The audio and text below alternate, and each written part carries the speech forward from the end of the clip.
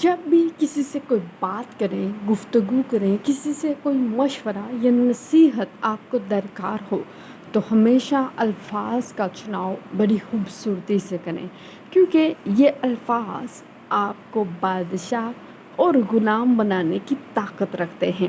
ایسا ہی ایک خوبصورت واقعہ حضرت بہلول دانا کی نصیحت۔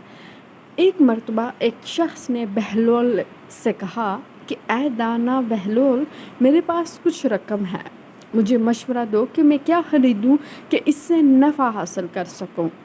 بہلول نے اس شخص کو جواب دیا، روئی اور لوہا خرید لو۔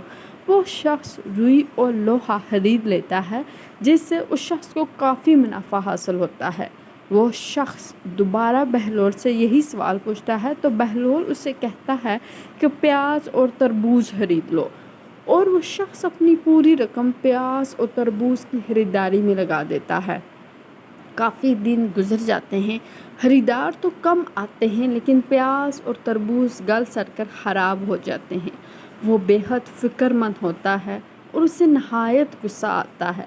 وہ شخص غصے میں بہلول کے پاس جاتا ہے اور اس سے کہتا ہے کہ آپ نے اس مرتبہ تو میرا نقصان کر دیا ہے۔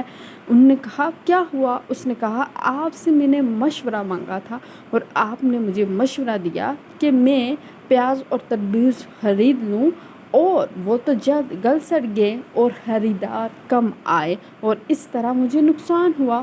تو انہوں نے کہا تو اس میں میرا کیا قصور؟ تو اس شخص نے کہا آپ کا قصور یہ ہے کہ آپ نے مجھے غلط مشورہ دیا۔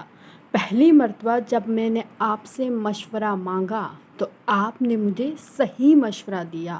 میں نے لوہا اور کپاس خریدا اور مجھے اس سے بہت زیادہ منافع حاصل ہوا، جبکہ دوسری مرتبہ جب میں نے آپ سے مشورہ طلب کیا تو آپ نے مجھے غلط مشورہ دیا، اور پیاز اور تربوز پر ساری رقم خرچ کرنے کے بعد میں بالکل کنگال ہو گیا ہوں اور میرا تمام سرمایہ ڈوب گیا ہے۔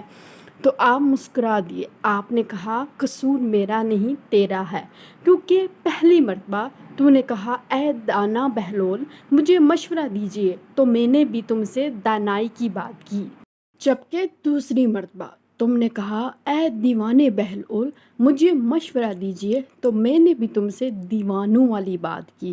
تو اس حکایت سے ہمیں یہ ضرور سیکھنا چاہیے کہ ہم جو بوتے ہیں ہم وہی کاٹتے ہیں، اور حضرت علی رضی اللہ تعالیٰ عنہ کا قول ہے کہ ہم اپنی زبانوں کی وجہ سے ہلاک ہو جاتے ہیں۔ اس لیے جب بھی گفتگو کریں الفاظ کا چناؤ سوچ سمجھ کے کریں۔ اور ایک اور بہت خوبصورت حضرت علی رضی اللہ تعالیٰ عنہ کا قول ہے کہ جاہل کے سامنے کبھی بھی عقل کی بات مت کریں، کیونکہ وہ آپ کی بات ماننے کے بجائے آپ سے بحث کرے گا، اور بحث کرنے کے بعد اپنی ہار ماننے کے بجائے آپ کا دشمن بن جائے گا۔